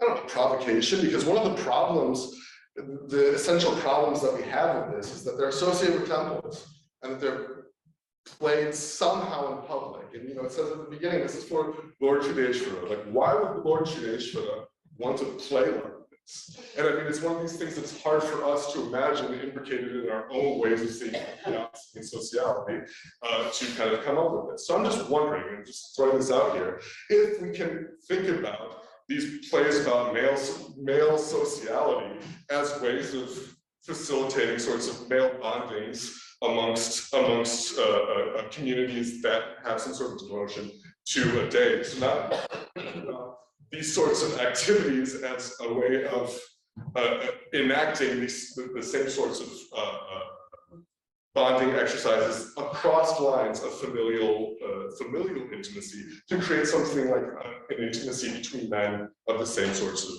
of age groups. So I'm just throwing that out there as an idea. In that this can be an enactment of a certain sort of joking familiarity that underlies, I think, a kind of the essential nature of a festival, which is to kind of facilitate intimacies that are often not explicitly kind of highlighted or asked for or even acknowledged in normal day-to-day life. So I'm going to just leave it there, but I'd love to hear what you guys have to say about it. I hope it was moderately interesting. Thank you. Hello, everyone. Just to show a little bit of enthusiasm for the Pana Club, so give me a pog, give me a nod. What's that spell? Yeah, Pana, yes, not Bana, but Pana. So, anevarukkum vanakkam, sarvebhyo namo namaha. My name is Tyler Richard, and I've spent the past few weeks immersing myself in the Pana, an exciting and strange corner of Sanskrit Drishyakavya that I sometimes translate as the erotic comic monologue, sometimes as satirical stand-up, or the one that I kind of like the most personally is the walkie-talkie. In particular, I've been working hard at translating and preparing a digital edition of Varadacharya's Vasanta Tilaka, which I translate, like, literally means the forehead ornament of spring, but I call it, or I translate it as like a remarkable spring. Yeah, a little pun there. So it's a 15th century Pana composed and performed in Kanchi, in the region known today as Tamil Nadu. And so since we already have a sense of, thanks to the previous presentations, the genre's salient structural elements, I think we should dive straight in. So my talk is going to have 3 parts, part 1, part 2, part 3. First part, I focus on the Vasanta Tilaka's author and plot, so just giving you a sense of who Varadacharya was and kind of what goes on in this text. I've read the entire thing. I've translated about 70%, and a lot of stuff happens. So I'll give you a taste of just like all the characters that you need and some of like the main sort of main narrative arc. In part 2, I turn to look briefly at a couple works of Sanskrit dramaturgy and poetics, using a few well-known passages to cobble together a theoretical wireframe for thinking possibly about how and why the Vasanta Tilaka is funny. And I'm excited to see this wireframe probably improved upon and presented in a more systematic fashion in the next panel. And then in part 3, I turn to the Vasanta Tilaka itself, surveying 3 types of misfit, which is going to be a term that I use, that occur in the play and might contribute to a broader understanding of the comedic strategies used by South Indian Panas in the 2nd millennium. So there we go.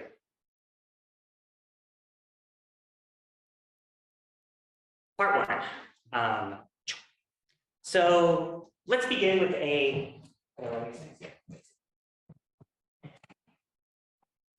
our author. So his name is Vatsya Varadacharya, also known as, who was born in Kanchi in 1350, around 1350 CE. He has 2 aliases. He has his name Vatsya Varadacharya, as well as a Tamil name, which is Ammar, which came from his grandfather, Nadadur Ammal. And he's also known as Varadacharya, or that's how he appears in a lot of the manuscripts. So people just call him Varadacharya, but he also has these 2 other names. As implied by the title Vatsya, Varadacharya belonged to the Vatsa Gotra, whose most famous member arguably was the 11th century Vishishtadvaita adept Ramanuja.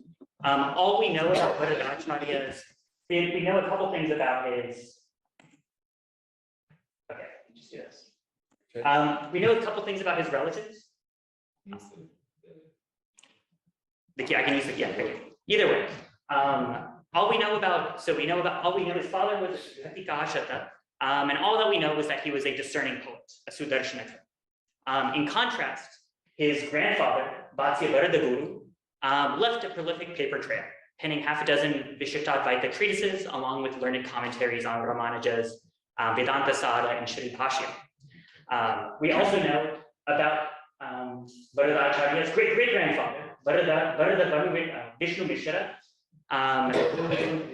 was also an important thinker and logician in the Vishishtadvaita tradition, who wrote a work entitled the Manayatma Nirnaya, which exists today in fragments. And Varada Vishnu Mishra was both Ramanuja's pupil as well as his nephew. So being the son of Ramanuja's sister Kamala, so that would make Ramanuja Varadacharya's great uncle, or great grand uncle, whether you say grand uncle or great uncle. And one final thing about our author is that there are two works attributed to him. One, Arvasanta Tilakapana, and then also a sort of allegorical Natika called the Yati Raja Vijaya. I haven't looked at this other text. I've checked it out from the library and curious to see what it's about, but I think it's an allegory of like a Vishishtadvaita allegorical play. Okay. So now some facts about the Vasanta Tilaka proper. So it appears to have been known informally as the Amal Pana, or the Pana of Amal, so Varadaraja's Kamome. It's approximately the same length as most other South Indian Panas of the second millennium, so clocking in at like 44 pages, printed pages containing 146 verses. Play takes place in Kanchipura during the spring festival. That's what we're told. So the Vasantotsav. So this festival might correspond to, like, I did a little research into festivals that take place in Kanchipura, and it might correspond to this thing called the Tototsavam, or the garden festival, also known as the Festival of the Spring Groves. So the Vasanta Tototsavam, which was held at the Varadaraja Perumal Koil in Kanchi. And so I'm kind of fixated around or thinking about this temple in particular because it's mentioned explicitly in the text, or at least its main Vimana or temple tower is. And you have the appearance of someone named Varadaraja who comes from the hill that the temple's on. So we can talk about who that exactly is. So this festival is most likely instituted in the 14th century, so before the Pana, this Pana was written, and it was held in the month of Chitra, aka Sitra, which runs like mid-March to mid-April, so in the springtime. I've only been to, or the Spring Festival as an alternative could be a citywide festival, not encoded with the particular area of affiliation. So I haven't quite figured that out. As I've written here, I've only been to Kanchi once. So if anyone has information or like any idea about what a Vasantotsava that's still performed or what that's like, please bring it up in the Q&A. Okay, prepare yourselves. I'm going to provide a summary of the Vasanta Tilaka's plot. This is intended to feel like a whirlwind. So I don't put the text up here. And so I encourage you to do the following. Close your eyes and let the plot wash over you. And if anything stands out, flag that mentally. We can talk about it in the Q&A. Here we go. Taking place on the day of Kanchi's Spring Festival, the Vasanta Tilaka opens with the misfit, the Virta, Shringara Shekhar. He wishes to win the hand of the young courtesan Vasanta Sena and paints a picture of springtime and then the city of Kanchi. He takes a stroll down the city's main thoroughfare and encounters his friend's mistress, Chitralekha. She clearly has just finished with the client and shoos him away. He then spots the young sex worker Taravali, whom he's recently been seeing. She tells him to get lost, and he compliments the eloquence of her abuse. Turning to leave, he runs into Taravali's mother, who chews him out. He threatens her with a knife, but gets distracted by a cockfight going on nearby. Before we can learn which rooster had won or has won this cockfight, he turns and gets distracted by a beautiful woman playing a veena. We learn that she has become a sex worker after a husband decided to perform a globalization with another man in the pleasure districts. We'll talk more about this anecdote later. Shuddingada Shekara propositions this veena player, and she shoos him away, saying that she's menstruating. He presses on, but eventually both agree that he should come back in a few days. He next stumbles upon a snake charmer. Upset to see in captivity the sacred creature that bears witness to Vishnu and Lakshmi's lovemaking, Shuddingada Shekara tries in vain to set the snake free. Then the southern mendicant Devaraja Bhatta wanders over, asking for alms. Shuddingada Shekara points out to the audience that Devaraja is penniless because his wife gives away everything he earns to another man. Suddenly, a commotion breaks out, and a mahout runs over, warning of a rampaging elephant. It dashes towards Shuddingada Shekara, confusing the nearby courtesan or prostitute Madhura Manjari for a hastini because of her temple lobe-shaped breasts and her trunk-shaped thighs. Yes, this is a Kama-shastric pun. The lead mahout intervenes and uses a lion skin and a chain to catch the elephant and lead it away. Shuddingada Shekara rejoices now because the elephant's temple mounds won't distract his attention away from women's breasts. Eventually, Shuddingada Shekara makes his way to the performance pavilion, where Vasanta Sena dances in the presence of a local patron of the arts named Lord Varadaraja. This Varadaraja shows his admiration for Vasanta Sena's performance by showering her with jewelry, including pieces that he wore while making love to his own wife. Shuddingada Shekara then approaches Vasanta Sena, offers his congratulations, and suggests that they make things official by drafting a temporary marriage certificate, a kalitra patra, that will give him exclusive right to Vasanta Sena's affection for 7 months in exchange for money, clothes, beetle rolls, and flowers of her choosing. After some final flirtatious repartee, Vasanta Sena agrees, and the two go home together. You can open your eyes now. So that's just to give you a sense of like the narrative texture of this and some of the characters. So I can always go into more detail later on. Part 2, misfits in theory. So my plan for this section is to offer what I say, a theoretical wireframe for thinking about humor in the Vasanta Tilaka and Parnas more broadly.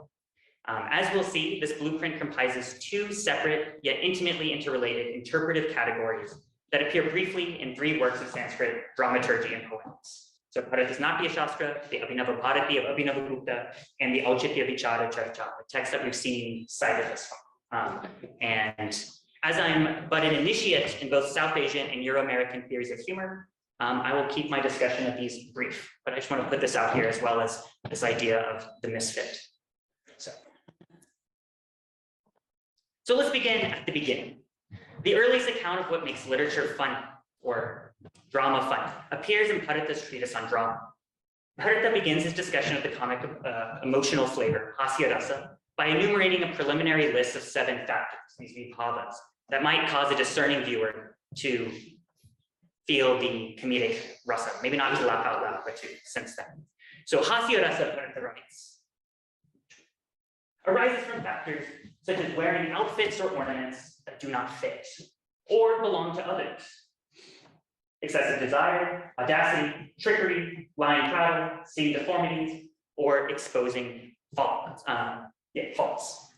So I want to focus on the first member of this lengthy compound, and the Sanskrit word vikrita.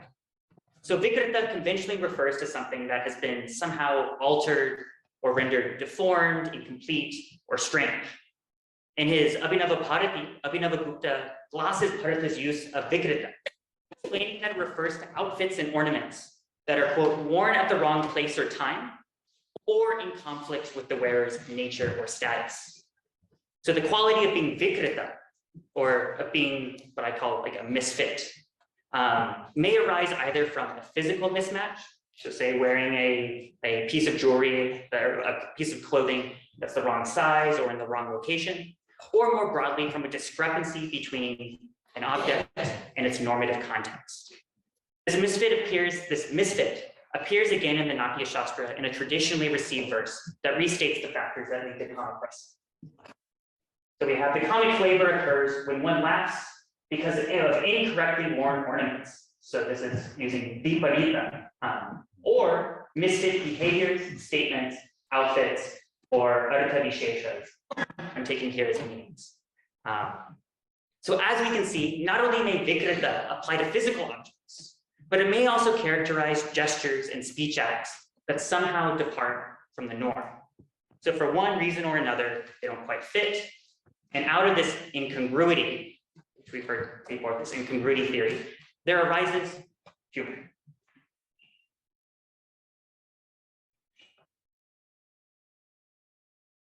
Okay, so one cannot speak of incongruity in the context of literary production without thinking of Shaymendra and his 11th century Auchitya Vichara Charta, or inquiry into the study of propriety or congruity.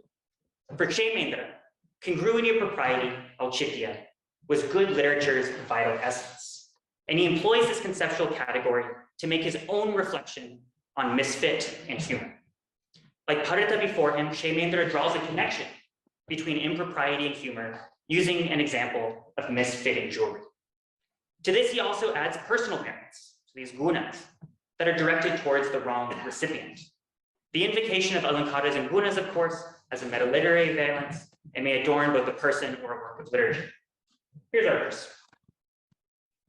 Who doesn't become a laughingstock with a jeweled belt around their neck, or a shiny necklace around their waist, or an anklet bound around their wrist, or a precious armlet around their ankle? Or when they're brave towards someone bowing meekly, or when they're compassionate towards their sworn enemy. Ornaments and merits lack charm without the presence of congruity. So, auchitya vinam. So, Shaymendra's verse here is intended as a warning. So that's to say, be prepared to be laughed at should your poem lack auchitya. But we can also read it, I think, as sort of comedic guide. So that's to say, employ incongruity if you want to get laughs. Indeed, I suggest that the Auchitya Vichara Charcha is, and here's a provocation. It can be used as a manual for comedians, as much as it could be used as a manual for poets. Its 27 varieties of congruity contain 27 textual features that, when wielded with intention or discretion, have the potential to produce remarkable comedic moments. But since we have Pana to discuss, I'll stop my discussion of Shaymendra's text here. So, a couple questions. What kinds of misfit? So misfit corresponds either maybe to Vikara or to Vikritatva. What kinds of misfit and incongruity do Parnas employ? Physical, poetic, religious, ritual, social. We can also think of this as corresponding to incongruity in these incongruity-based theories of humor. I'm not trying to say that I'm creating a new theory from scratch, but just finding sort of a family resemblance between Vikrita and sort of historical discourse about theories of humor. Are misfits consistent across the genre? Like, so if we look at a bunch of these Panas, do we see similar ways in which we have these incongruencies or these violations of propriety? Can we catalog them? What role did performance play in the expression of misfit? And so that's to say, we have Kaku, which we'll see in a couple of, like in one example in particular, plays a very important role, stage direction, as well as sort of the behavior of the actor that's not encoded in the stage direction. And then what are the limitations in using misfit as a guide and interpretive framework? Like what does it cause us to not pay attention to? So these are a couple questions that kind of just putting out there and talking to Q&A. And so part 3. So in this final part, I'm going to introduce or just look at 3 moments of misfit or 3 potential comedic moments in this Pana that we now are intimately familiar with from Imaginative Journey. And each one I think has a different type of misfit. I don't know if misfit is the best category for this, but I invite feedback on this. So first, Bhana versus Bana, as I say, a misfit prose. So I've looked at a couple different Bhanas. I've looked at Vasanta Tilaka and I've looked at the Sharada Tilaka, which is kind of seen as like a companion Bhana or like has a sort of more intimate intertextual relationship as Patrizia Pallicera talks about in her introduction to the translation. And both of these have these, in the introductory sections, they have very long, or not even, they have very long sentences that describe, they sort of set the scene. And these include compounds, as we'll see, that are quite long. And so our first communis misfit perhaps is a stylistic one. And so here we have a description. Oh man, yeah, it's not the original font. We have a description of the springtime thoroughfare, the Vasanta Vita. So I'm just going to read it. I'm going to read it first in Sanskrit and I'll read it in English. Purovalokya Sakautuko Lasam. So that's our stage stretch. Sandata Virachita Chattula Pavanena. Vepamana Makaradvaja Patta Pallava Samulasita Vidanka Vartika Veshatkata Manigana Kachita Vedika Viharamana Vivida Veta Nichaya Vicharema Sanganganga Tatra Vistara Palaka Jana Parichiya Mana Parivadini Damaru Mridanga Muraja Jharjari Mukara Sudadhauta Vividha Dhavala Mandira Nikurumba Nirjita Nihara Hara Himagiri Digambara Sitarochira Sitarocirambara Saridambu Kambu Sharadambuda Kumbuda Kunda Vasantali P. So you get a sense even just from hearing it of how laborious it is to pronounce, and it becomes kind of this acrobatic feat, and especially I'm getting ahead of myself. So now in English. So looking ahead with setting curiosity, this is the Virta speaking. The springtime thoroughfare's lovely gardens gleam with glistening sprouts that tremble in the ever-blowing, ever-inconstant breeze, and are as delicate as the red garments of Makara-bannered Kama. There in the thoroughfare, ragtag bands of misfits lounge on daises fashioned out of gyms and debate every topic of erotic science. Young boys practice the Veena, and the sounds of Damaru, Mridanga, Muraja, and Jharjari drums echo throughout the thoroughfare's myriad temples, whose whitewash puts to shame things like mist, pearl necklaces, Mount Himalaya, the paleness of naked Janes, white clothing, river water, conch shells, autumn clouds, water lilies, and jasmine flowers. So these temples are very, very white. At first pass, this playful sentence might appear to bear resemblance to the descriptive style of Sanskrit literary prose. Its syntax is breathtakingly simple. The spring thoroughfare is A, B, C. Its compounds, the longest of which features 27 components, burst through the strictures imposed by traditional meters, and its dizzying alliteration is mimetic of the hustle and bustle of a busy street made even more alive by the ongoing spring celebrations. Anyone who has spent any time with works like Harshatarita or Kadambari, however, will note how Sringara Shekhara's prose portrayals fail to match the figurative sophistication and the lexical semantic exfoliation found in those works. This is clearly a Bhana, not something written by Bhana. Sringara Shekhara's prose descriptions rely heavily upon dvandvas, as we see in our inventory of South Indian instruments, and are conspicuously light on figures of speech. In our passage, we have an upama, comparing the color, movement, and say delicacy of fresh sprouts to fabrics worn by Kamadeva. And we also see a Vyatireka as the white paint of Kanchi's temples outclasses the range of traditional upamanas. The humor of these descriptions, one could argue, comes from the misfit between Sringara Shekhara's prodigious literary ability and his refusal to use said ability in the appropriate setting. After all, he's describing Kanchi to us, which is to say to no one in particular. An additional level of humor might come from the performance of these passages, which both require, as I said, acrobatic pronunciation and serious lung capacity. We can imagine the actor struggling, as I did, to get to the end of these hyper-protracted compounds before coming up for air, as it were. That's one type. Type number two, our next misfit is a ritual.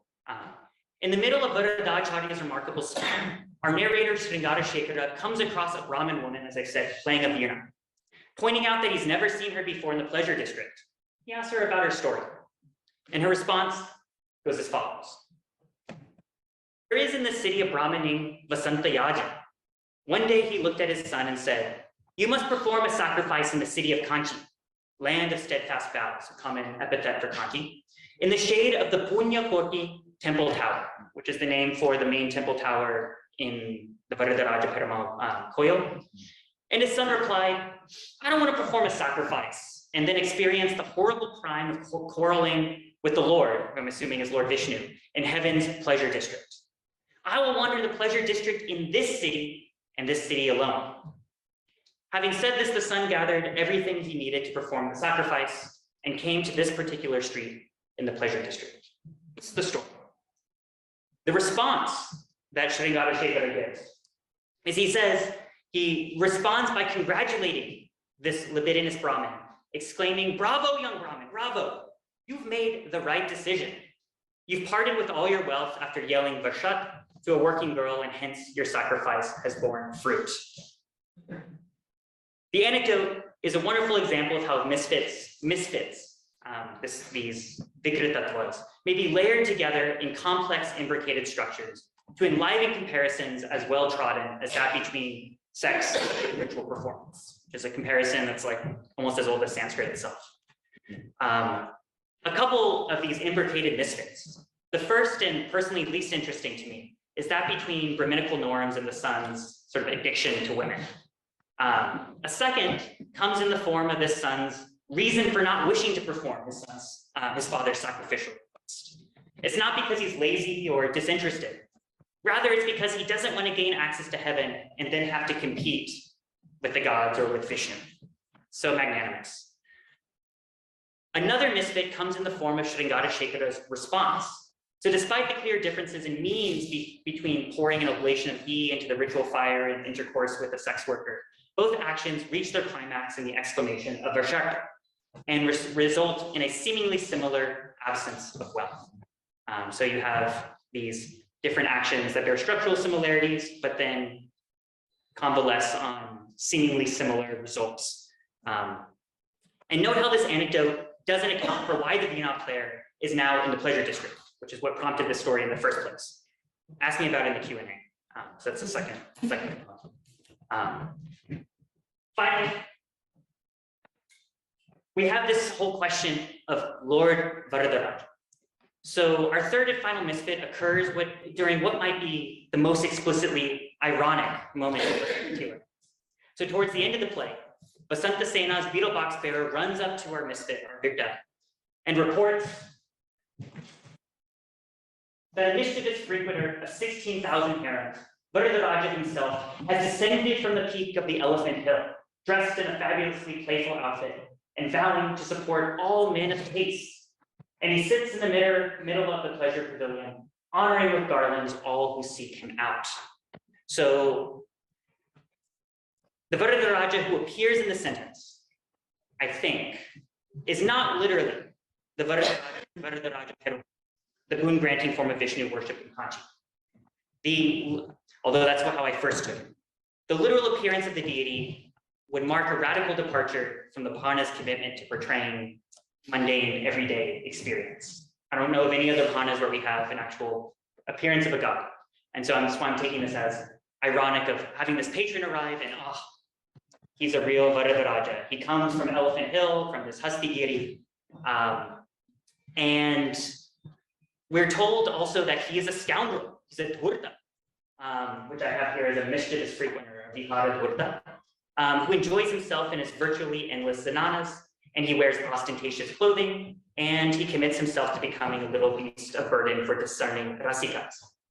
And yet, the association with the boon-granting form of Vishnu is clear. Like especially if you're enjoying it, like if you're hearing this play either nearby Varadaraja Perumal Koil, or in it, you can't but think of there's that perhaps this is Varadaraja who has arrived himself. The patron is again, he appears 3 times in the text. And he appears again Also, again, referred to as Lord Varadaraja, so Bhagavan Varadaraja. And so we have here, this is the victor speaking. What's that you said? Oh, even though he has witnessed heavenly song and dance, our Lord Varadaraja is satisfied with this performance and is paying respects to Vasanta Sena with things such as heavenly jewelry that he wore while making love to his queen. So Divya Paranam. And again, we have the repetition of Lord Varadaraja. We have this particular type of jewelry is tagged as being Divya, as being celestial. And so it's a very intentional, either like conflation of these two people. I kind of think of it as like, if we think of misfit as having a covering and the thing that which it covers either like improperly or it's the wrong type of thing to be covered. There's something like blending together here. There's like a porousness. How a misfit arises in the form of Varadaraja, directing his appreciation for beauty and artistry towards a sex worker. That's what's going on here. The exact reason is unclear to me, the motivation. Like, is this an ironic association simply intended to portray the patron as the boon giver par excellence? Or conversely, is it to tie the Varadaraja Perumal temple to the performance traditions and sex work of Devadasis? I'm not sure. And I look forward to discussing this type of misfit or this topic as well as others during the Q&A. Thank you very much.